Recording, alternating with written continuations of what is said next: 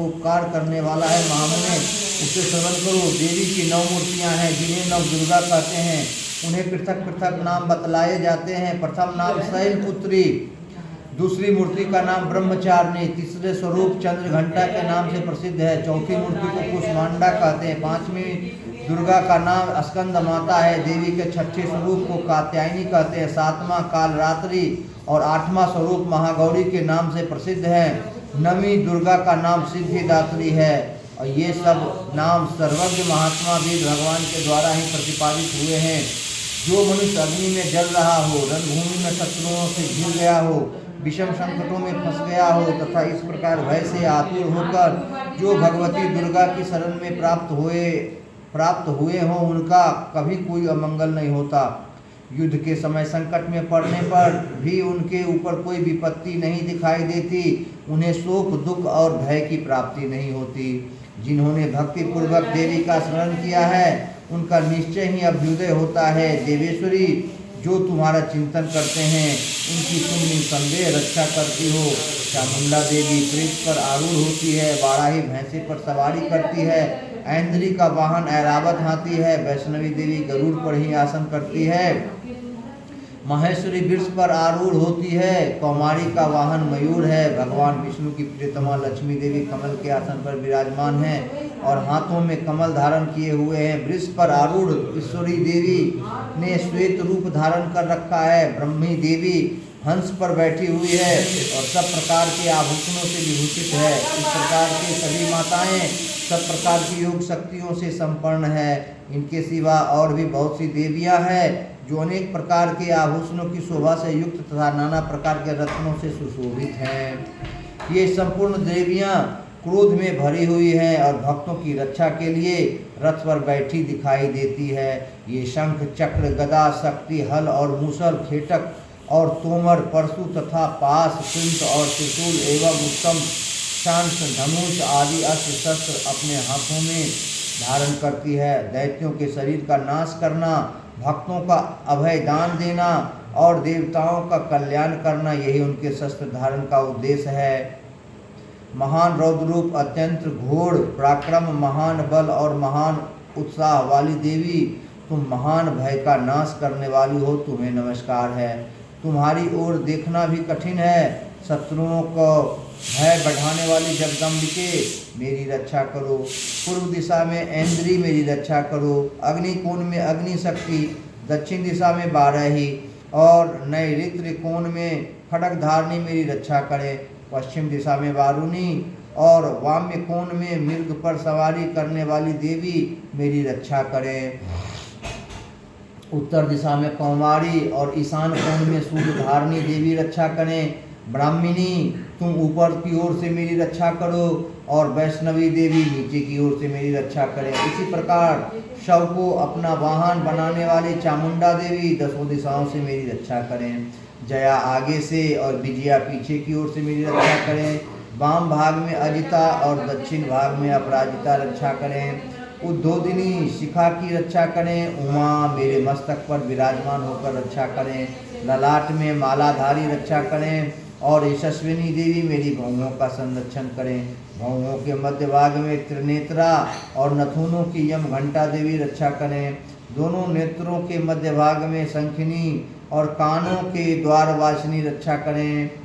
कालिका देवी कपोलों की तथा भगवती शांकरी कानों के मूल भाग की रक्षा करें। नासिका में सुगंधा और ऊपर के ओठ में चर्चिका देवी रक्षा करें। नीचे के ओठ में अमृत कला तथा जिह्वा में सरस्वती देवी मेरी रक्षा करें। कौमारी दांतों की और चंडिका कंठ प्रदेश की रक्षा करें। चित घंटा गले की घंटी की और महामाया तालू में रहकर रक्षा करें। कामाक्षी ढूढ़ी की और सर्वमंगला मेरी वाणी की रक्षा करें। भद्रकाली ग्रीवा में और धनुर्धरी पृष्ठवंश में रहकर मेरी रक्षा करें। कंठ के बाहरी भाग में नील ग्रीवा और कंठी की नीला में नलकुबरी रक्षा करें। दोनों कंधों में खड्गनी और मेरी दोनों भुजाओं की वज्रधारणी रक्षा करें। दोनों हाथों में दंडनी और अंगुलियों में अंबिका रक्षा करें। कुलेश्वरी नखों की रक्षा करें। कुलेश्वरी कुली में रहकर मेरी रक्षा करें। महादेवी दोनों स्तनों की और शोक विनाशिनी देवी मन की रक्षा करें। ललिता देवी हृदय में और शूल धारणी उदर में रहकर रक्षा करें। नाभि में कामिनी और गृहभाग की गृहेश्वरी रक्षा करें। पूतना और कामिका लिंग की और महिष वाहिनी गुदा की रक्षा करें। भगवती कटिभाग में और विंध्यवासिनी घुटनों की रक्षा करें। संपूर्ण कामनाओं को देने वाली महाबला देवी दोनों पिंडलियों की रक्षा करें। नारसिंही और घंटियों की और तेजस्वी देवी दोनों चरणों के पृष्ठभाग की रक्षा करें। श्री देवी पैरों की उंगलियों में और तलवासनी पैरों के तलुओं में रहकर रक्षा करें। अपनी दाढ़ों के कारण भयंकर दिखाई देने वाली दंत्रकरा देवी नखों की और ऊर्ध्वकेशिनी देवी केशों की रक्षा करें। रोमावालिनी के छिद्रों में कौंगड़ी और तत्व की बागेश्वरी देवी रक्षा करें। पार्वती देवी रक्त मज्जा वसा मांस हड्डी और मेद की रक्षा करें। आंतों की कालरात्रि और पित्त की मुक्तेश्वरी रक्षा करें। मूलाधार आदि कमल कोशों में पद्मा देवी और कफ में चूड़ामणि देवी स्थित होकर रक्षा करें। नख के तेज की ज्वालामुखी रक्षा करें, जिसका किसी भी अस्त्र से भेदन नहीं हो सकता। वह अवेद्या देवी शरीर की समस्त संधियों में रखकर रक्षा करें। ब्रह्मणी आप मेरे वीर की रक्षा करें। छत्तीश्वरी छाया की तथा धर्म धारणी देवी मेरे अहंकार मन और बुद्धि की रक्षा करें। हाथ में वज्र धारण करने वाले, अब 1 घंटा के बाद लगे हो, हाथ 1 घंटा के बाद हाथ में वज्र धारण करने वाली वज्रहस्त देवी मेरे प्राण अपान व्यान उदान और समान वायु की रक्षा करें। कल्याण से सुशोभित रहने वाली भगवती कल्याण शोभना मेरी प्राण की रक्षा करें। रस रूप गंध शब्द और स्पर्श इन विषयों का अनुभव करते समय योगिनी देवी रक्षा करें तथा सत्वगुण रजोगुण और तमोगुण की रक्षा सदा नारायणी देवी रक्षा करें। बारायणी आयु की रक्षा करें। वैष्णवी धर्म की रक्षा करें और चक्रिणी देवी यश कीर्ति लक्ष्मी धन तथा विद्या की रक्षा करें। इंद्राणी आप मेरे गोत्र की रक्षा करें। चंडिके तुम मेरे पशुओं की रक्षा करो।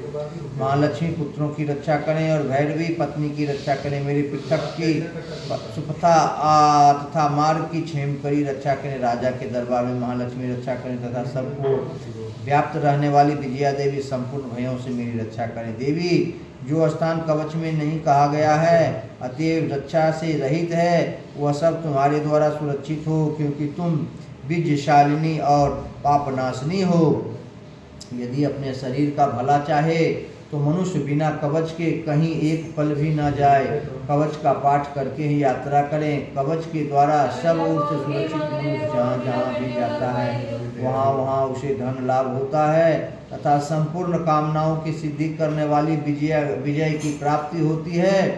वह जिस अभिष्ट वस्तु का चिंतन करता है उसको निश्चय ही प्राप्त कर लेता है। वह पुरुष इस पृथ्वी पर तुलना रहित महान ऐश्वर्य की भागी होता है। कवच से सुशोभित सुरक्षित मनुष्य निर्भय हो जाता है। युद्ध में उसकी पराजय नहीं होती तथा वह तीनों लोक में पूजनीय होता है। देवी का यह कवच देवताओं के लिए भी दुर्लभ है। जो प्रतिदिन नियम पूर्वक तीनों संध्याओं के समय श्रद्धा के साथ इसका पाठ करता है उसे देवी कला प्राप्त होती है और वह तीनों लोक में कहीं भी पराजित नहीं होता। इतना ही नहीं, वह अब मृत्यु से रहित हो 100 भी अधिक वर्षों तक जीवित रहता है। मकड़ी चेचक और कोढ़ आदि जैसी संपूर्ण व्यक्तियों को नष्ट करती है। संपूर्ण व्याधियों नष्ट हो जाती है। कनेर भांग अफीम धतूरे आदि का अस्तावर विष सांप और बिच्छू आदि के काटने से चढ़ा हुआ अंजनजम विष तथा अहिफेन और ले तेल के संयोग आदि से बनने वाला कृत्रिम विष, ये सभी प्रकार के हो जाते हैं। उनका कोई असर नहीं होता। इस पृथ्वी पर मारन मोहन आदि जितने अविचारिक प्रयोग होते हैं तथा इस प्रकार के जितने मंत्र यंत्र होते हैं ये सब इस कवच को हृदय में धारण कर लेने पर उस मनुष्य को देखते ही नष्ट हो जाते हैं। ये ही नहीं, पृथ्वी पर विचरने वाले ग्राम देवता आकाशचारी देव विशेष जल के संबंध से प्रकट होने वाले गण उपदेश मात्र से सिद्ध होने वाले निम्न कोटि के देवता अपने जन्म के साथ प्रकट होने वाले देवता कुल देवता माला डाकनी शाकनी अंतरिक्ष में विचरने वाली अत्यंत बलवती भयानक डाकनियाँ ग्रह भूत पिशाच यक्ष गंधर्व राक्षस ब्रह्म राक्षस बेताल कुष्मांडा और भैरव आदि अनिष्ट कारक देवता भी हृदय में कवच धारण किए रहने पर उस मनुष्य को देखते ही भाग जाते हैं। कवचधारी पुरुष को राजा से सम्मान वृद्धि प्राप्त होती है। यह कवच मनुष्य के तेज की वृद्धि करने वाला और उत्तम है। कवच का पाठ करने वाले पुरुष अपनी कीर्ति से विभूषित भूतल पर अपने सुयश के साथ साथ वृद्धि को प्राप्त होता है। जो पहले कवच का पाठ करके उसके बाद सप्तशती चंडिका का पाठ करता है, जब तब उन वन पर्वत और कानों सहित यह पृथ्वी टिकी रहती है तब तक यहाँ पुत्र पौत्र आदि संतान परंपरा बनी रहती है। फिर देह का अंत होने पर वह पुरुष भगवती महामाया प्रसाद से नित्य प्राप्त होती है। इस रूम में जो देवताओं के लिए भी दुर्लभ है वह सुंदर दिव्य रूप धारण करता है और कल्याणमय जिस शिव के साथ आनंद का भागी होता है।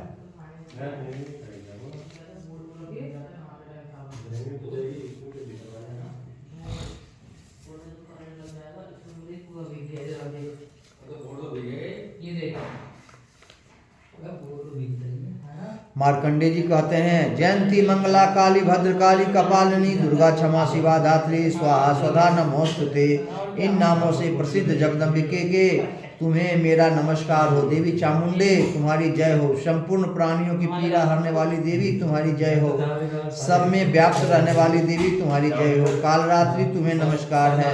मधु और कैटभ को मारने वाली तथा ब्रह्मा जी को वरदान देने वाली देवी तुम्हें नमस्कार है। तुम मुझे रूप दो, जय दो, यश दो और काम क्रोध आदि शत्रुओं का नाश करो। महिषासुर का नाश करने वाली तथा भक्तों को सुख देने वाली देवी तुम्हें नमस्कार है। तुम रूप दो, जय दो, यश दो और काम क्रोध आदि शत्रुओं का नाश करो। रक्त बीज का वध और चंड मुंड का विनाश करने वाली देवी तुम रूप दो, जय दो, यश दो और काम क्रोध आदि शत्रुओं का नाश करो। शुंभ और निशुंभ तथा धूर्मलोचन का मर्दन करने वाली देवी तुम रूप दो, जय दो, यश दो और काम क्रोध आदि शत्रुओं का नाश करो। सबके द्वारा बंदित युगल चरणों वाली तथा संपूर्ण सौभाग्य प्राप्त करने वाली देवी तुम रूप दो, जय दो, यश दो और काम क्रोध आदि शत्रुओं का नाश करो। देवी तुम्हारे रूप और चरित्र अचिंत्य है। तुम समस्त शत्रुओं का नाश करने वाली हो। तुम रूप दो, जय दो, यश दो और काम क्रोध आदि शत्रुओं का नाश करो। पापों को दूर करने वाली चंडिके जो भक्ति पूर्वक तुम्हारे चरणों में सर्वदा मस्तक झुकाते हैं उन्हें रूप दो, जय दो, यश दो और उनके काम क्रोध आदि शत्रुओं का नाश करो। रोगों का नाश करने वाली चंडिके जो भक्ति पूर्वक तुम्हारी स्तुति करते हैं उन्हें रूप दो, जय दो, यश दो और उनके काम क्रोध आदि शत्रुओं का नाश करो। चंडिके इस संसार में जो भक्ति पूर्वक तुम्हारी पूजा करते हैं उन्हें रूप दो, जय दो, यश दो और उनके काम क्रोध आदि शत्रुओं का नाश करो। मुझे सौभाग्य और आरोग्य दो, परम सुख दो। रूप दो, जय दो, यश दो और मेरे काम क्रोध आदि शत्रुओं का नाश करो। जो मुझसे द्वेष रखते हो उनका नाश और मेरे बल की वृद्धि करो। रूप दो, जय दो, यश दो और मेरे काम क्रोध आदि शत्रुओं का नाश करो। देवी मेरा कल्याण करो, मुझे उत्तम संपत्ति प्रदान करो। रूप दो, जय दो, यश दो और काम क्रोध आदि शत्रुओं का नाश करो। अंबिके देवता और असुर दोनों ही अपने माथे की मुकुट की मणियों को तुम्हारे चरणों पर घिसते रहते हैं। तुम रूप दो, जय दो, यश दो और काम क्रोध आदि शत्रुओं का नाश करो। तुम अपने भक्तजन को विद्वान, यशस्वी और लक्ष्मीवान बनाओ तथा रूप दो, जय दो, यश दो और उनके काम क्रोध आदि शत्रुओं का नाश करो। प्रचंड दैत्यों के दर्प का दलन करने वाली चंडिके मुझ शरणागत को रूप दो, जय दो, यश दो और मेरे काम क्रोध आदि शत्रुओं का नाश करो। चतुर्मुख ब्रह्मा जी के द्वारा प्रशंसित चार भुजा धारिणी परमेश्वरी तुम रूप दो, जय दो, यश दो और काम क्रोध आदि शत्रुओं का नाश करो। देवी अंबिके भगवान विष्णु नित्य निरंतर भक्ति पूर्वक तुम्हारी स्तुति करते रहते हैं। तुम रूप दो, जय दो, यश दो और काम क्रोध आदि शत्रुओं का नाश करो। हिमालय कन्या पार्वती के पति महादेव जी के द्वारा प्रशंसित होने वाली परमेश्वरी, तुम रूप दो, जय दो, यश दो और काम क्रोध आदि शत्रुओं का नाश करो। सचीपति इंद्र के द्वारा सद्भाव से पूजित होने वाली परमेश्वरी, तुम रूप दो, जय दो, यश दो और काम क्रोध आदि शत्रुओं का नाश करो।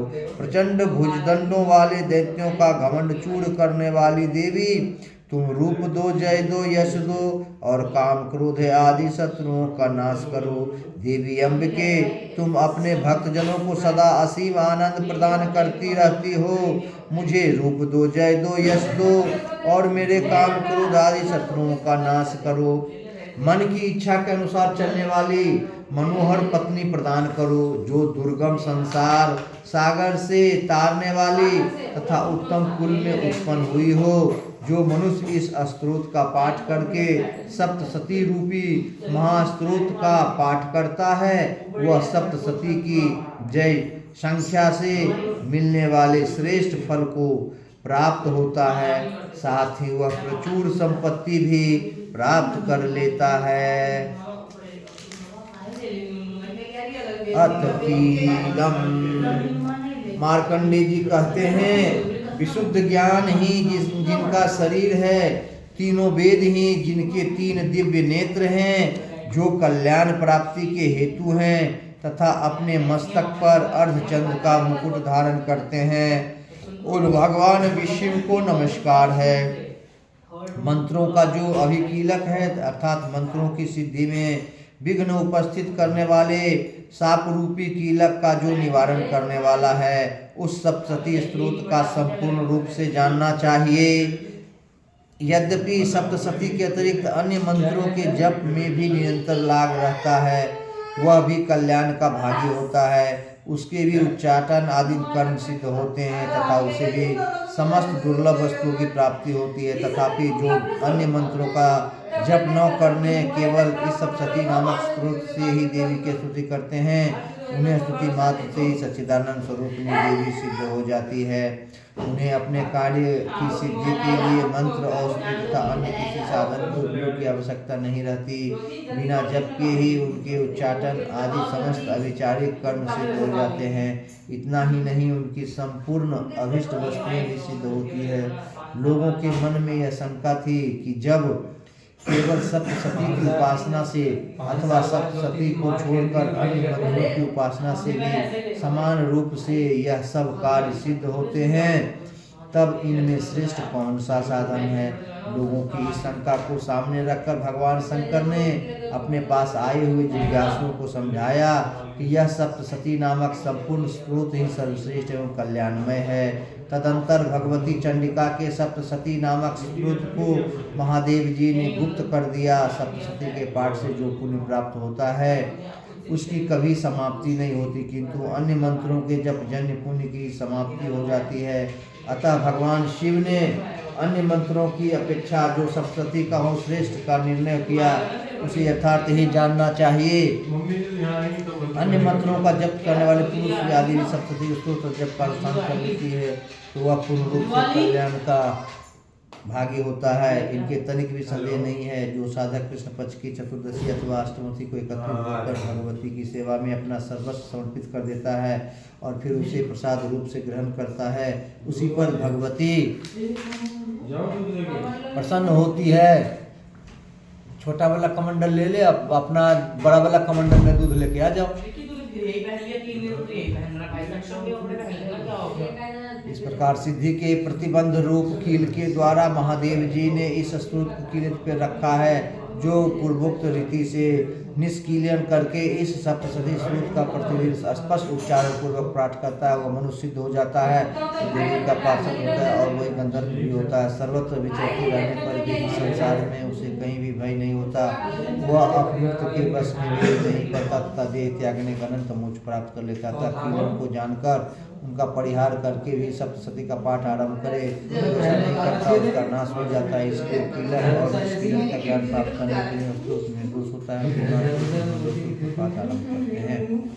स्त्री और जो कुछ भी सौभाग्य आदि दृष्टिगोचर होता है वह सब देवी के प्रसाद का ही फल है। अतः इस कल्याणमय स्रोत का सदा जप करना चाहिए। इस स्रोत का मंद स्वर से प्राप्त करने पर स्वरूप फल की प्राप्ति होती है और उस स्वर से प्राप्त करने पर पूर्ण फल की प्राप्ति होती है। अतः उच्च स्वर से इसका पाठ आरंभ करना चाहिए, जिसके प्रसाद से ऐसे सौभाग्य, आरोग्य, संपत्ति, शत्रुनाश तथा परम मोक्ष की भी सिद्धि होती है। उन कल्याणमय जगदम्बा के प्रति मनुष्य क्यों नहीं करते। जय माता दी। किए जा रहा नहीं रे ले जो ओकर वाला कमंडला ले लें और अपन वाला भी लेके जाना, 1 लीटर ले लेना और एक फिर ओकर कब रखल रह जा है।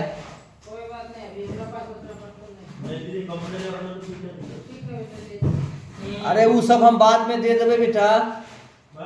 हाँ तुम दूध लेके आ जाओ, हम दिन भर करेंगे क्या। बस सिर्फ दूध लेने जाओ, दूध लेके आ जाओ।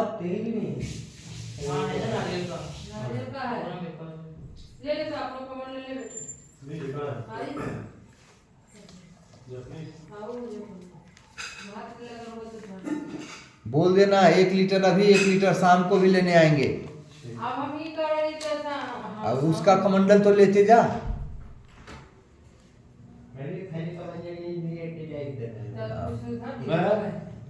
उसका दे देना और अपने में दूध लेके चले ना। बोल देना रात में भी 1 लीटर चाहिए। गेट के बाहर जाते हैं राइट साइड। उसको पता होगा तो हीरो बनल है ज्यादा नहीं बोला ये जे रोटी ला पेट के जल्दी लेवे की हाइयन हो अथियन तो की करियो। महतत्व दी रूपक व्यापक इंद्रियों से सब देशों में समस्त वस्तुओं को प्रकाशित करने वाली ये रात्रि रूपा देवी अपने उत्पन्न किए हुए जगत के जीवों के शुभाशुभ कर्मों को विशेष रूप से देखती है और उनके अनुरूप फल की व्यवस्था करने के लिए समस्त विभूतियों को धारण करती है। ये देवी अमर हैं और संपूर्ण विश्व को नीचे फैलने वाली लता आदि को तथा ऊपर बढ़ने वाले वृक्षों को भी व्याप्त करके स्थित है। इतना ही नहीं, ये ज्ञानमयी ज्योति से जीवों के अज्ञान अंधकार का नाश कर देती है। परा छिछती रूपा रात्रि देवा आकार अपनी बहिन ब्रह्म विद्यामयी उषा देवी को प्रकट करती है, जिससे अविद्यामय अंधकार स्वतः नष्ट हो जाता है। ये रात्रि देवी इस समय मुझ पर प्रसन्न हो, जिनके आने पर हम लोग अपने घरों में सुख से सोते हैं। ठीक वैसे ही जैसे रात्रि के समय पक्षी वृक्षों पर बनाए हुए अपने घोंसलों में सुखपूर्वक शयन करते हैं, उस करुणामयी रात्रि देवी के अंग में संपूर्ण ग्रामवासी मनुष्य, पैरों से चलने वाले गाय घोड़े आदि पशु, पंखों से उड़ने वाले पक्षी एवं पतंग आदि, किसी प्रयोजन से यात्रा करने वाले पथिक और बाज आदि भी सुखपूर्वक होते हैं। हे रात्रिमयी चिच्छ शक्ति, तुम कृपा करके वासनामयी विकृति तथा पापमय वृत्त को हमसे अलग करो। काम आदि तस्कर समुदाय को भी दूर हटाओ। तदंतर हमारे लिए सुखपूर्वक तरने योग्य हो जाओ। मोक्षदायिनी एवं कल्याणकारिणी बन जाओ। हे उषा, हे रात्रि की अधिष्ठात्री देवी, सब ओर फैला हुआ यह अज्ञानमय काला अंधकार मेरे निकट आ पहुंचा है। तुम इसे ऋण की भांति दूर करो। जैसे धन देकर अपने भक्तों के ऋण दूर करती हो, उसी प्रकार ज्ञान देकर इस अज्ञान को भी हटा दो। हे रात्रि देवी, तुम दूध देने वाली गौ के समान हो।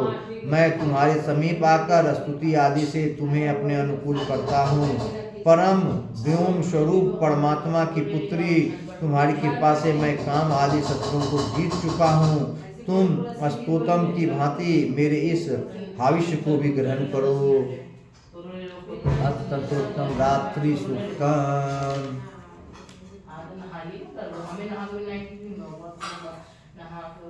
ओम सभी देवता देवी के समीप गए और नम्रता से पूछने लगे, हे महादेवी, तुम कौन हो? उसने कहा, मैं ब्रह्म स्वरूप हूँ। मुझसे प्रकृति पुरुषात्मक सद्रूप और असद्रूप जगत उत्पन्न हुआ है। मैं आनंद और आनंद रूपा हूँ। मैं विज्ञान और अविज्ञान रूपा हूँ। अवश्य जानने योग्य ब्रह्म और अब्रह्म भी मैं ही हूँ। पंचीकृत और अपंचीकृत महाभूत भी मैं ही हूँ। यह सारा दृश्य जगत मैं ही हूँ। वेद और अवेद मैं हूँ। विद्या और अविद्या भी मैं। अजा और अनजा भी मैं। नीचे ऊपर अगल बगल भी मैं ही हूँ। मैं रुद्रों और वस्तुओं के रूप में संचार करती हूँ और मैं आदियों और विश्वदेवों के रूप में फिरा करती हूँ। मैं मित्र और वरुण दोनों को, इंद्र एवं अग्नि का और दोनों अश्विनी कुमारों को भरण पोषण करती हूँ। मैं सोम, त्वष्टा, पुषा और भग अपने धारण करती हूँ। त्रैलोक को आक्रांता करने के लिए विस्तीर्ण पदक्षेप करने वाले विष्णु महादेव प्रजापति को मैं ही धारण करती हूँ।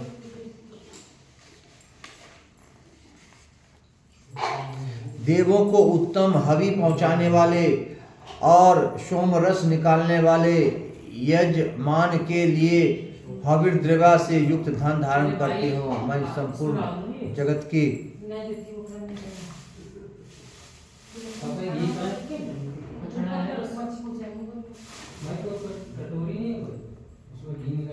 आई एकदम दे देती गुरुजी तनी एकदम घी दे दो तो कटोरी में लो। घी तो धरो न दे हाँ कटोरी नहीं है को तो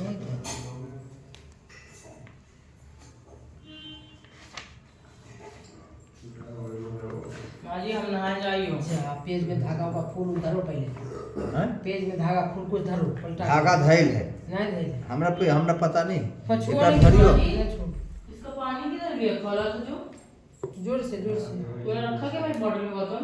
भर दियो जी। हाँ बड़े बॉटल में पानी रखा है खोलो। मेरी बॉटल में रखा है। जल्दी से पलट ला देखो अब हाथ की में पोछो पूरा को पोछ ली ठीक दिखना चाय भैया इसको खोलो पानी मांग गया। आई थे को हम को कर ले ले लो कि फिर खोला के दो कर। जो बोला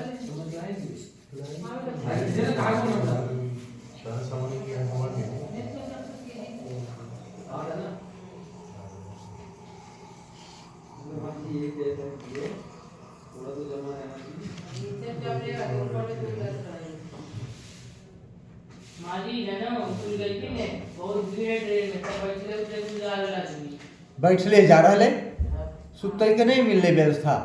बैठले जा रहे तो चलो बैठलो तो जा रहा है बेटा।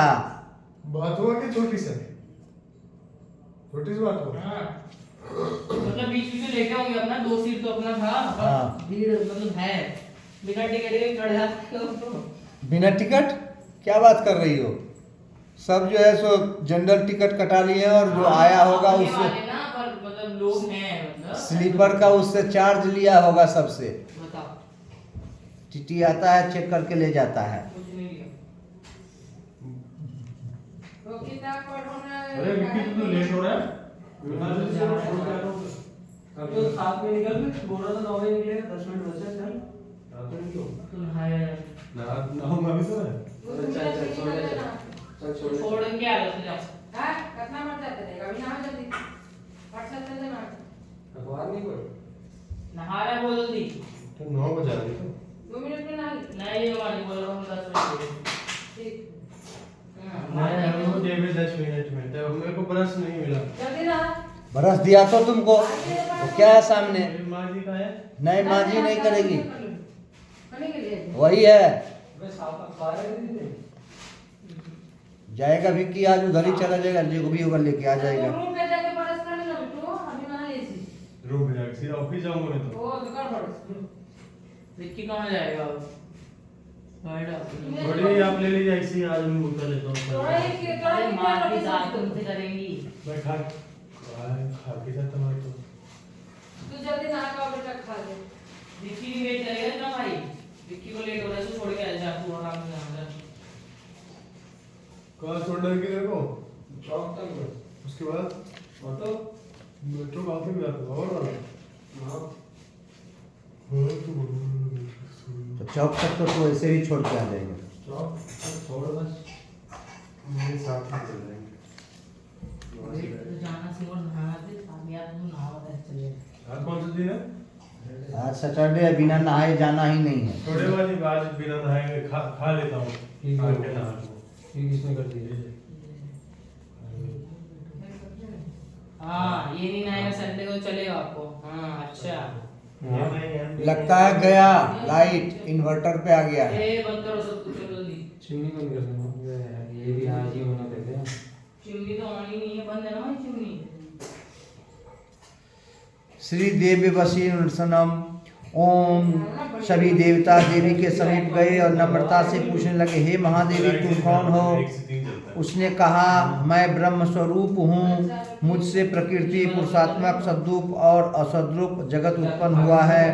मैं आनंद और आनंद रूपा हूँ, मैं विज्ञान और अविज्ञान रूपा हूँ, अवश्य जानने योग्य ब्रह्म और अब्रह्म भी मैं ही हूँ, पंचीकृत और अपंचीकृत महाभूत भी मैं ही हूँ, यह सारा दृश्य जगत मैं ही हूँ। वेद और अवेद मैं हूँ, विद्या और अविद्या भी मैं, अजा और अनजा भी मैं, नीचे ऊपर अगल बगल भी मैं ही हूँ। मैं रुद्रों और वस्तुओं के रूप में संचार करती हूँ। मैं आदित्यों और विश्वदेवों के रूप में फिरा करती हूँ। मैं मित्र और वरुण दोनों को, इंद्र एवं अग्नि का तथा दोनों अश्विनी कुमारों का भरण पोषण करती हूँ। मैं सोम, त्वष्टा, पूषा और भगवों को धारण करती हूँ। त्रैलोक को आक्रांता करने के लिए विस्तीर्ण पादछेद करने वाले विष्णु, ब्रह्मदेव और प्रजापति को मैं ही धारण करती हूँ।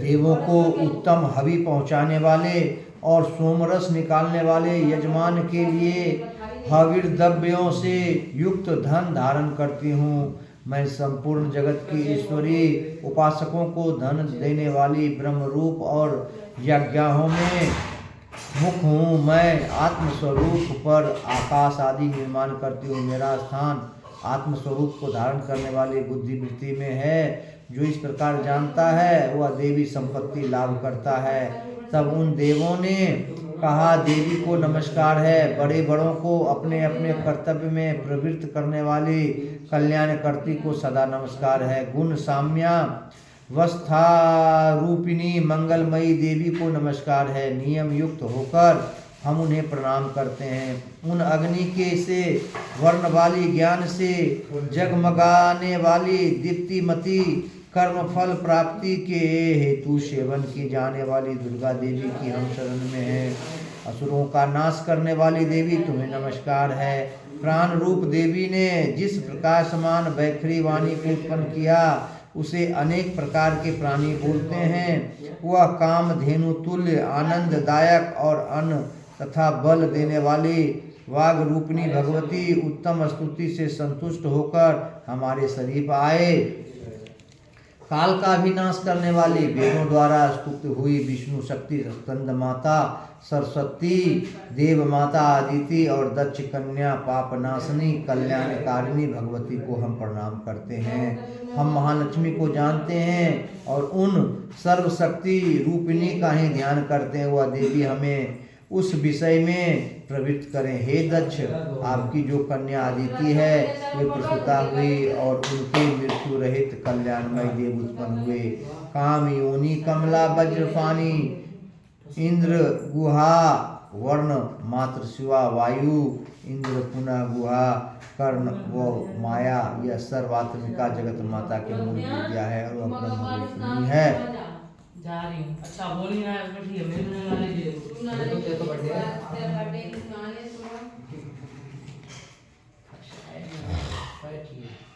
शिव शक्त भेद रूपा ब्रह्म विष्णु शिवात्मिका सरस्वती लक्ष्मी गौरी रूपा अशुद्ध मिश्र शुद्धोपासनात्मिका समर्षिभूत शिव शक्त यात्मक ब्रह्म स्वरूप का निर्विकल्प ज्ञान देने वाली सर्व तत्वंबिका महात्रिपुर सुंदरी, यही इस मंत्र का भावार्थ है। यह मंत्र सब मंत्रों को मुकुटमणि है और मंत्र शास्त्र में पंचदशी आदि श्री विद्या के नाम से प्रसिद्ध है। इसके 6 प्रकार के अर्थ अथवा भावार्थ, वाचार्थ, संप्रदायार्थ, लौकिकार्थ, रहस्यार्थ और तत्वार्थ नित्य षोडशीकर्णव ग्रंथ में बताए गए हैं। इसी प्रकार बारीवश्या रहस्य आदि ग्रंथों में इसके और भी अनेक अर्थ दिखाई देते हैं।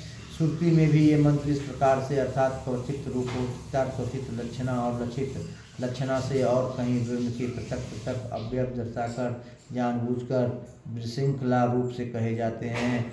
इन्हें यह मालूम होगा कि ये मंत्र कितने गोपनीय और महत्वपूर्ण है। ये परमात्मा की शक्ति है, ये विश्व मोहिनी है, पास, अंकुश, धनुष और बाण धारण करने वाली है। ये श्री महाविद्या है। जो ऐसा जानता है वह सुख को प्राप्त कर जाता है। भगवती तुम्हें नमस्कार है। माता सब प्रकार से हमारी रक्षा करो। मंत्र दस्ता ऋषि कहते हैं, वही ये अष्ट वसु हैं, वही ये एकादश रुद्र है, वही ये द्वादश आदित्य है, वही ये सोमपान करने वाली और सोमपान न करने वाली विश्व देवी देव हैं, वही ये यासुधान असुर राक्षस पिशाच यक्ष और सिद्ध हैं, वही ये सत्य रम हैं, यही ये ब्रह्म विष्णु रुद्र रूपी हैं, ये प्रजापति इंद्र मनु है, वही ये ग्रह नक्षत्र सारे वही कला है, उन पाप नाश करने वाली भोग मोक्ष देने वाली अंत रहित विजया स्त्री देवी निर्दोष शरण लेने योग्य कालदात्री और मंगल रूपनी देवी को हम सदा प्रणाम करते हैं। कब मिठाई उठाई का वो खाता ही लगे, बहुत सारा मिठाई है, वो लोग विक्की को दे दो थोड़ा मिठाई भी।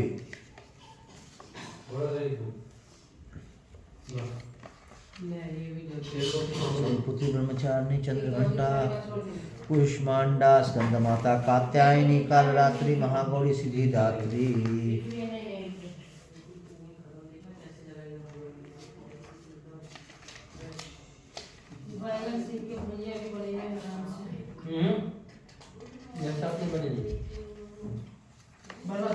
बैंगन का तो खाई नहीं, शिमला में खाई। ठीक है, वो अलग ने बनी देख के बनी है। सीम के नहीं बनते, मम्मी मामा घर के वही पापा के इतना फेवरेट। नहीं तो आलू सीम के सब्जी बैंगन सीम एक साथ में, अलग अलग बैगन सीम एक साथ में। बाद में बना ऐसी भी ये बना। हाँ बहुत तरह से काटा ले तो मैं से धो दी। ये काट लो। ना मेरे कल है मौसम में गुड मॉर्निंग, तुमको पता चल गया मामू जा रहे हैं। जग गया मैं। अई हमरा ऑनलाइन कर देली है ना वीडियो बन रहा है, एकरा में सभी हो सब आवत रहतो। हाँ घर का भी तो आना ये चाहिए। बात करो तो वो है तो ये तो बढ़िया अच्छा पड़ी जी आखिर में। जग है देखो नानू जी जग ले हैं। वियत आकाश तथा कार से युक्त बीती होत्र अग्नि सहित अर्धचंद्र से अलंकृत जो देवी का बीज है वह सब मनोरथ पूर्ण करने वाला। इस प्रकार इस एकाक्षर ब्रह्म का ऐसे यति ध्यान करते हैं जिनका चित्त शुद्ध है, जो निर्तियस्यानंद पूर्ण और ज्ञान के सागर हैं। यह मंत्र देवी प्रणव माना जाता है, ओमकार के समान ही यह प्रणव भी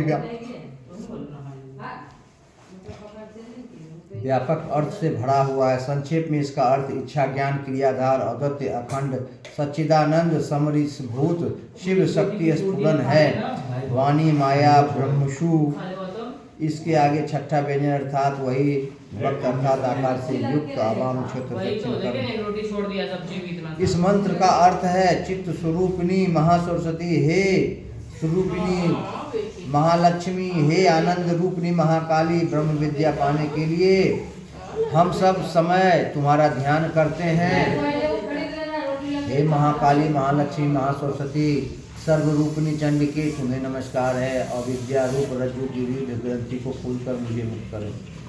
हल्कमल से मध्य में रहने वाली प्रातःकालीन सूर्य के समान प्रभाव वाली पास और अंकुश धारण करने वाली मनोहर रूप वाली वरद और अभय मुद्रा धारण किए हुए हाथों वाली तीनों नेत्रों से युक्त रक्त वस्त्र परिधान करने वाली तथा कामधेनु के समान भक्तों के मनोरथ पूर्ण करने वाली देवी को मैं भजता हूँ। महाभय का नाश करने वाले, महासंकट को शांत करने वाली और महान करुणा की साक्षात मूर्ति तुम महादेवी को मैं नमस्कार करता हूँ, जिसका स्वरूप ब्रह्मादिक नहीं जानते इसलिए जिन्हें अगेया कहते हैं, जिसका अंत नहीं मिलता इसलिए उन्हें अनंता कहते हैं, जिसका लक्ष्य दिख नहीं पड़ता इसलिए जिसे अलक्ष्या कहते हैं, जिसका जन्म समझ में नहीं आता इसलिए इसे अजा कहते हैं, जो अकेली ही सर्वत्र है इसलिए जिसे एका कहते हैं, जो अकेली विश्व रूप में सजी हुई है इसलिए इसे नैका कहते हैं। वह इसलिए अगेया अनंता अलक्ष्या अजा एका और नैका कहती है।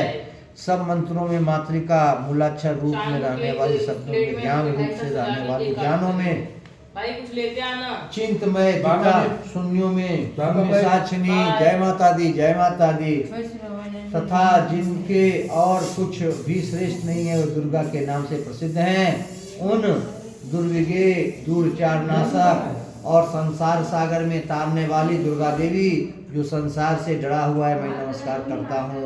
इस अर्थ व सिद्ध का जो अध्ययन करता उसे पांचों अर्थ व सिद्ध के जप का फल प्राप्त होता है। इस अथर्व शीर्ष को न जानकर जो प्रतिमा स्थापन करता है सैकड़ों लाख जप करके भी अर्चा सिद्धि नहीं प्राप्त करता। अष्टोत्तर शत जप इसकी पुरुषचरण विधि है। जो इसका 10 बार पाठ करता है और उसी क्षण पापों से मुक्त हो जाता है। महादेव के प्रसाद से बड़े दुष्ट संकटों को पार कर जाता है। इसका सायंकाल में अध्ययन करने वाला दिन में किए हुए पापों का नाश करता है। प्रातः काल में अध्ययन करने वाला रात्रि में किए हुए पापों का नाश करता है। लेके आई माजी कल से खड़ा था कि दोनों समय अध्ययन करने वाले निष्पाप होता है। मध्य रात्रि में तुरीय संध्या के समय जप करने से वाक सिद्धि प्राप्त होता है। नई प्रतिमा पर जप करने से देव साथी सानिध्य प्राप्त होता है। प्राण प्रतिष्ठा के समय जप करने से प्राणों की प्रतिष्ठा होती है। भौमाष्टमी योग में महादेव की सन्निधि से जप करने से महामृत्युंजय से तर जाता है। इस प्रकार जानता है तो महामृत्यु से तर जाता है। इस प्रकार वह अविद्यानाशिनी ब्रह्म विद्या है।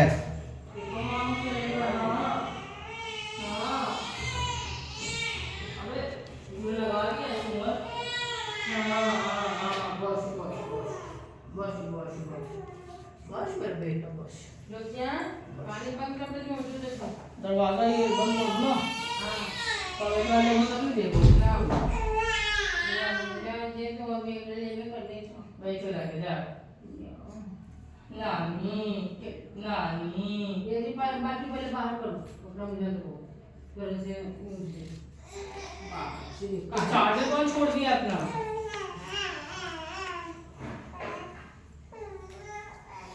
हमारे नुनुआ बड़ी सुंदर सी लगे अल्लाह माजी दे दो ना कुछ और पानी।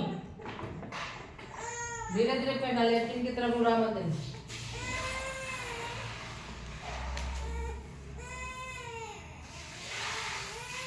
ना बेटू आ गई बस।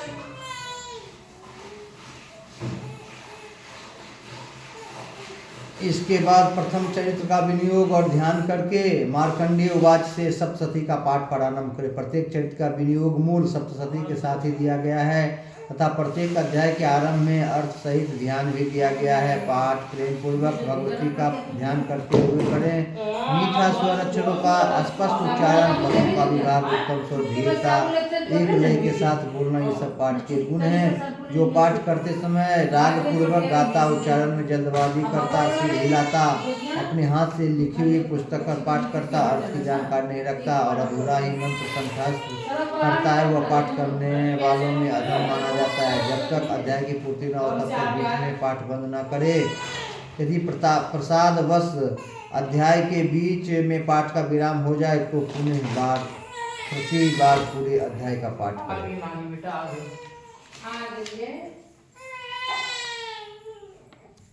अज्ञानवश पुस्तक हाथ में लेकर पाठ करने का फल आधा ही होता है।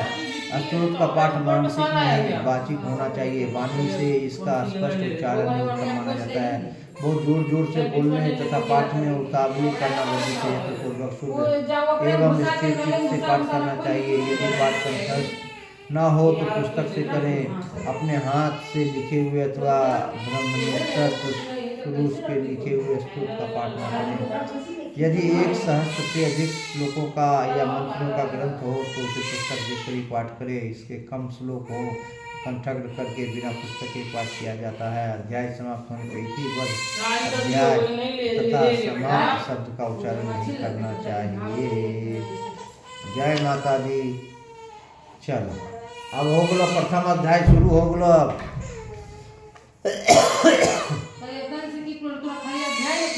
अच्छा अध्याय पढ़े से पहले ये सब चीज शुरू करे के रहा है।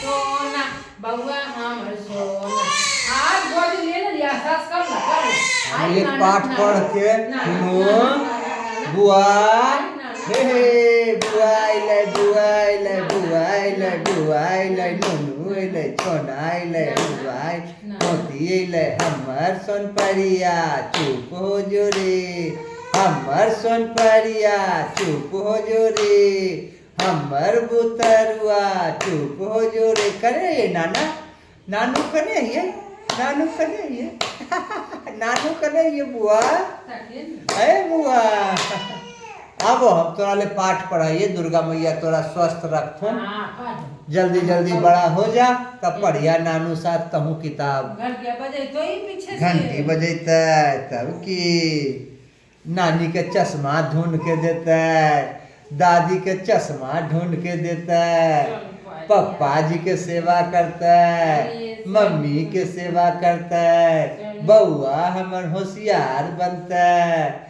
नुनुआ हमर होशियार बनता है बाबू हमर सोना हमर सोनपरी हमर हिरबा हमर हिरोलबा हमर सोनपरिया हमर।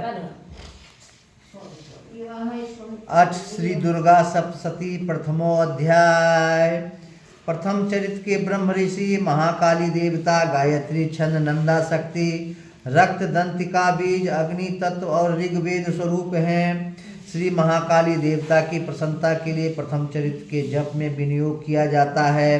भगवान विष्णु सो जाने पर मधु और कैटभ को मारने के लिए कमल जन्मा ब्रह्मा जी ने जिनका स्तवन किया था उन महाकाली देवी का मैं सेवन करता हूँ।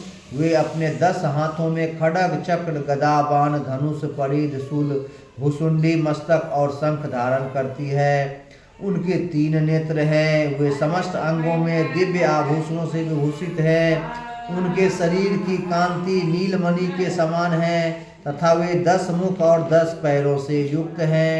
मार्कंडेय ऋषि बोले, सूर्य के पुत्र सावर्णी जो 8वें मनु कहे जाते हैं उनकी उत्पत्ति की कथा विस्तार पूर्वक कहता हूँ, सुनो।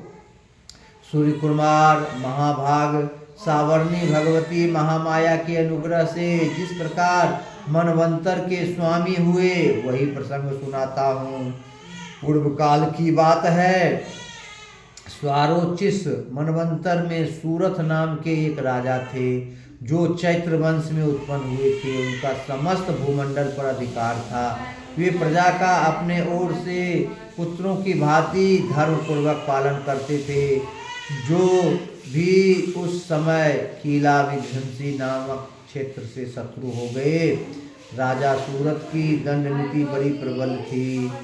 उनका शत्रुओं के साथ संग्राम हुआ। यद्यपि कोलाविध्वंसी संख्या में कम थे तो भी राजा सूरत युद्ध में उनसे परास्त हो गए। तब वे युद्ध भूमि से अपने नगर को लौट आए और केवल अपने देश के राजा होकर रहने लगे। किंतु वहाँ भी उन प्रबल शत्रुओं ने उस समय महाभाग राजा सूरत पर आक्रमण कर दिया। राजा का बल क्षीण हो चला था, इसलिए उनके दुष्ट बलवान एवं दुरात्मा मंत्रियों ने वहाँ उनकी राजधानी में भी राजकीय सेना और खजाने को हथिया दिया। सूरत का दुष्ट नष्ट हो चुका था, इसलिए शिकार खेलने के बाद घोड़े पर सवार हो वहाँ से अकेले घने जंगल में चले गए। वहाँ उन्होंने विप्रवर मेघा मुनि का आश्रम देखा जहाँ कितने भी हिंसक जीव परम शांत भाव से रहते थे।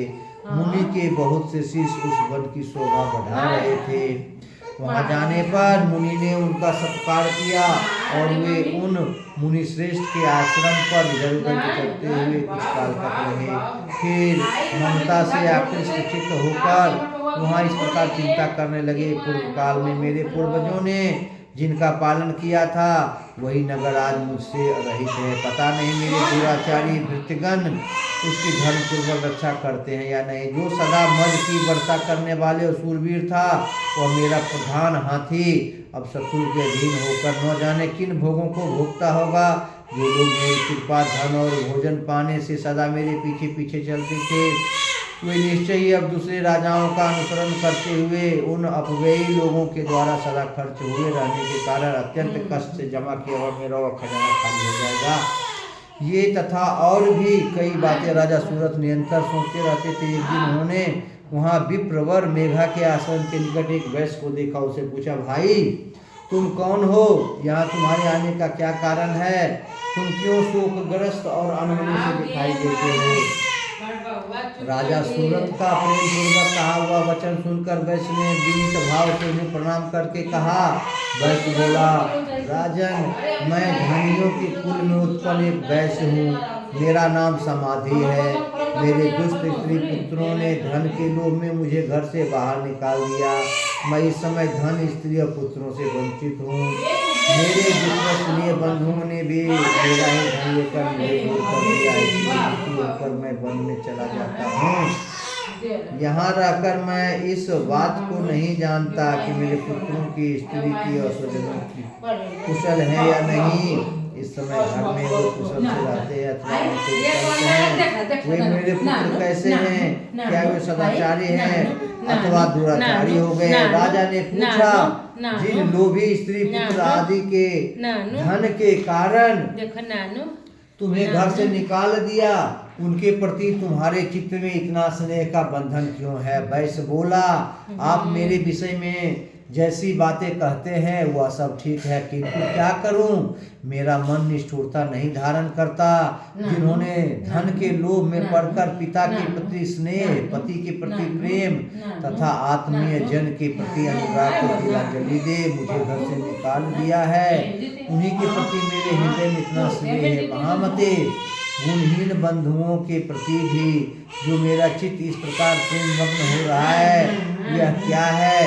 इस बात को मैं जानकर भी नहीं जान पाता। उनके लिए मैं लंबी सांसें ले रहा हूँ और मेरा हृदय अत्यंत दुखित हो रहा है। उन लोगों में प्रेम का सर्वथा अभाव है, जो भी उनके प्रति जो मेरा मन निष्ठुर नहीं हो पाता। इसके लिए क्या करूँ?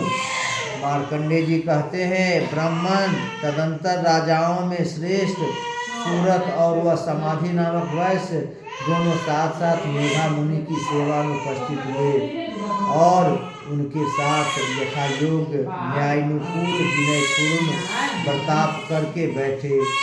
तत्पश्चात वैश्य और राजा ने कुछ वार्तालाप आरंभ किया। राजा ने कहा, भगवान, मैं आपसे एक बात पूछना चाहता हूँ, उसे बताइए।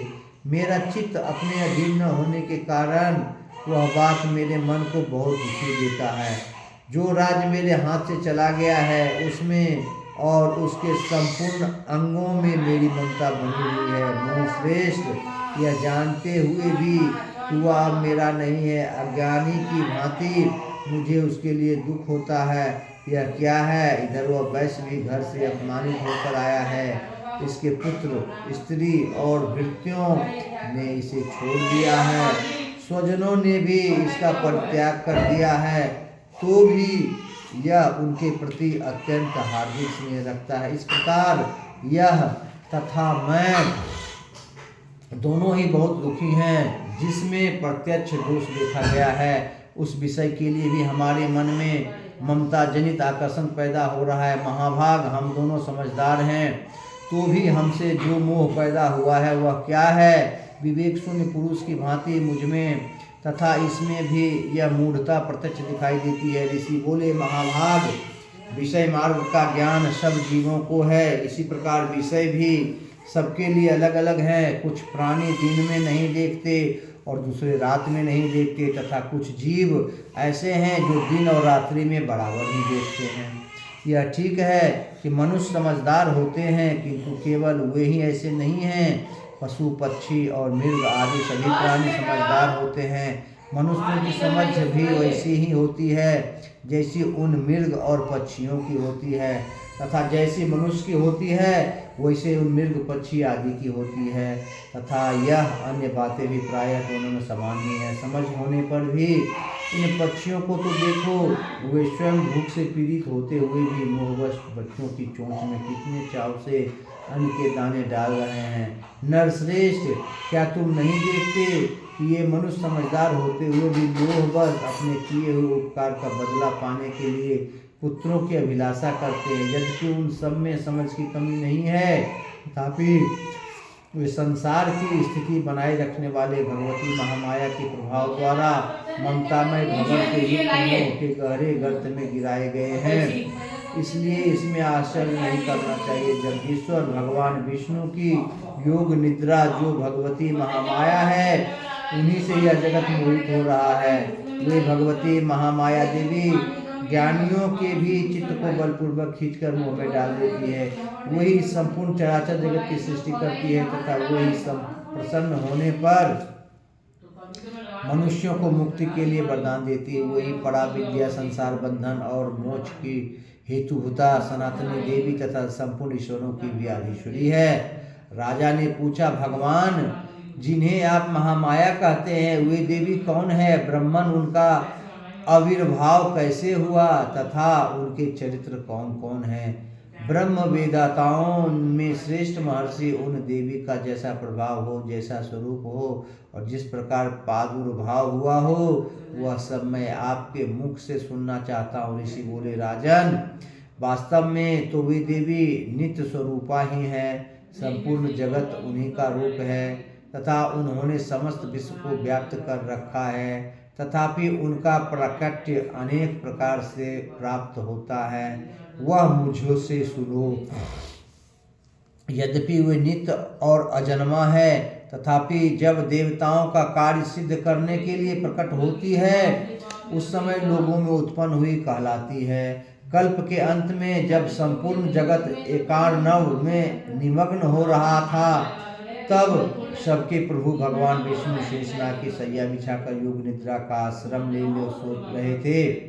उन समय उनके कानों में मैल से दो भयंकर असुर उत्पन्न हुए, जो मधु और कैटभ के नाम से विख्यात हुए।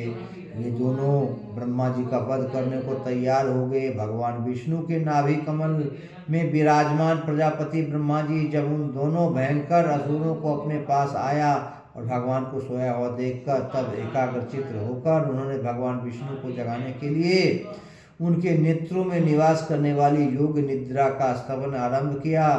तो इस विश्व की आधेश्वरी, जगत को धारण करने वाली, संसार का पालन और संहार करने वाली तथा तेजस स्वरूपा भगवान विष्णु की अनुपम शक्ति है, उन्हीं भगवती निद्रा देवी की भगवान ब्रह्मा स्तुति करने लगे। ब्रह्मा जी ने कहा, देवी तुम ही स्वाहा, तुम ही स्वधा, तुम ही वस्तकार हो। स्वर भी तुम्हारे ही स्वरूप है, तुम ही जीवन दायिनी सुधा हो। नित्य अक्षर प्रणव में आकार, उकार, मकार, इन तीन मात्राओं के रूप में तुम ही स्थित हो तथा इन तीन मात्राओं के अतिरिक्त जो बिंदु रूपा नित्य अर्धमाता है, जिसका विशेष रूप से उच्चारण नहीं किया जा सकता, वह भी तुम ही हो देवी।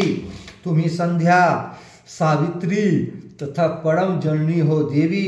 तुम ही इस विश्व ब्रह्मांड को धारण करती हो, तुमसे ही इस जगत की सृष्टि होती है, तुम ही से इसका पालन होता है और सदा तुम ही कल्प के अंत में सबको अपना ग्रास बना लेती हो।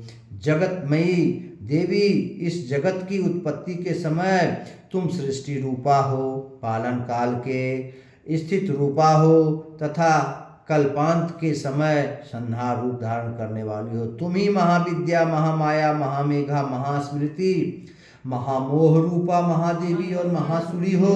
तुम ही तीनों गुणों को उत्पन्न करने वाली सबकी प्रकृति हो। भयंकर कालरात्रि, महारात्रि और मोहरात्रि भी तुम ही हो। तुम ही श्री, तुम ही ईश्वरी, तुम ही और तुम ही बोध स्वरूपा बुद्धि हो। लज्जा, पृष्टि, तृष्टि, शांति और क्षमा भी तुम ही हो। तुम खड्ग धारणी, शूल धारणी, घोर रूपा तथा गदा, चक्र, शंख और धनुष धारण करने वाली हो। बाण, भुसुंडी और पारिद ये भी तुम्हारे यत्र है। तुम शौम और सौमांतर हो। इतना ही नहीं, जितने भी शौव एवं सुंदर पदार्थ हैं, उन सब की अपेक्षा तुम अत्यधिक सुंदरी हो। पर और अपर, सबसे परे रहने वाली परमेश्वरी तुम ही हो। सर्वस्वरूपे देवी, कहीं भी सत्य असत्य रूप जो कुछ वस्तुएं हैं और उन सब की जो शक्ति है, वह तुम ही हो। ऐसी अवस्था में तुम्हारी स्तुति क्या हो सकती है? जो इस जगत की सृष्टि, पालन और संहार करते हैं, उन भगवान को भी जब तुमने निद्रा के अधीन कर दिया है, तब तुम्हारी स्तुति करने में यहाँ कौन समर्थ हो सकता है? मुझको, भगवान शंकर को तथा भगवान विष्णु को भी तुमने ही शरीर धारण कराया है, अतः तुम्हारे स्तुति करने की शक्ति किसमें है? देवी, तुम तो अपने उन उदार प्रभावों से भी प्रशंसित हो।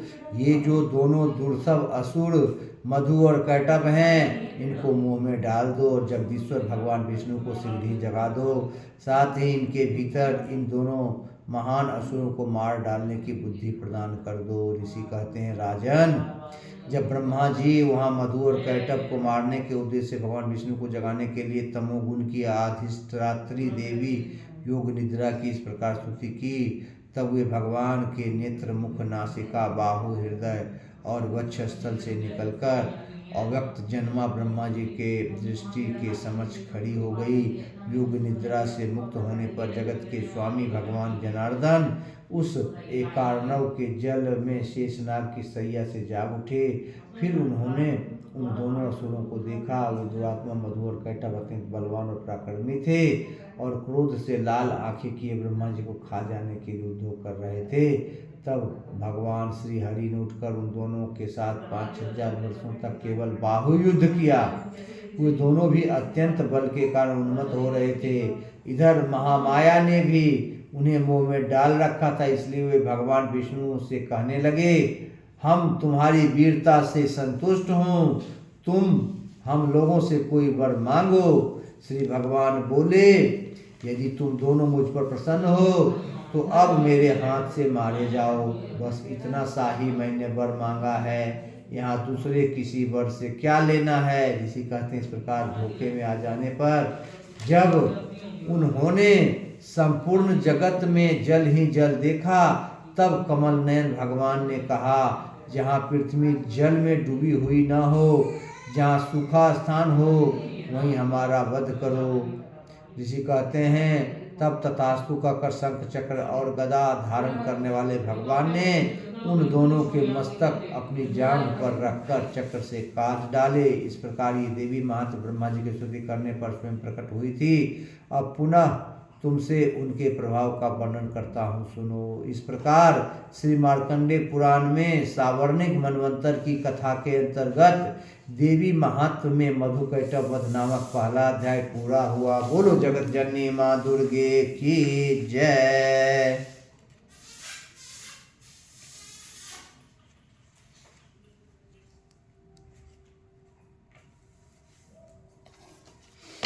ए जी एक पाठ होले, अब हमरा अथी टॉयलेट लग जेबे, माता क्षमा करो। सब कुछ खोल काल के करके फिर बैठ। हे मैया माता, इतना चीज ने हमरा पिन्हा दिलो, हम के एकरा खोले में भी 5 मिनट ए जी खोल के रख दिए। कुछ नहीं खोले के जा करवा तो कैसे की बात करो, हम ये यार सब में नहीं हम कर सकेंगे कैसे? हमें है ये गमछी है, गमछी पहन के ये तितल का। हां, अब है जो तुम जब बोल दिलो दुर्गा सप्तशती तो आय पाठ हम खत्मे करके रहे। आधा छोड़ दिया, हम पढ़ लेंगे। नहीं थोड़ा से नहीं पार लगते, 1 घंटा पढ़ ले। अच्छा, घर में हम कितना दिन पढ़ लिए हैं? लेकिन यहाँ लाइट रोज जाता है, जो बात है। लाइट संडे को तो पुलिस ये और आती तो है। बंद कर लीजिए, पर्दा खोल दीजिए, इतना तो धूप है। कोई नहीं बेटा, 1 घंटा पढ़े, हाथ था मुंह हाथ हमारा के सच गेलो, हमें जा कैसे रखे 1 घंटा और पढ़ेंगे खत्म हो जाए।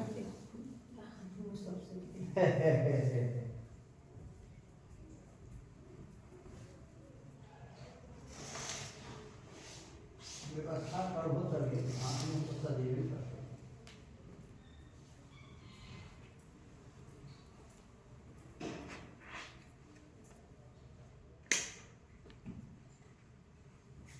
बाप रे, तुम भूख ये नहीं कर लो। तुम कौची कर रहे हो?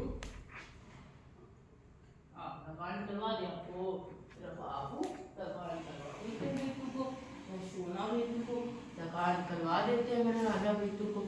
बाबू मेरा बेटा, हाँ, सोना बेटा है मेरा, राजा बेटा है मेरा, दुलारा बेटा। हाँ मम्मी जी, कितना आप चुन्नी लाए थे, ये रहा है, मुझे दिए हैं। एक पीला जो बड़ा, एक आप ओढ़ के आए। आए कौन आई ना?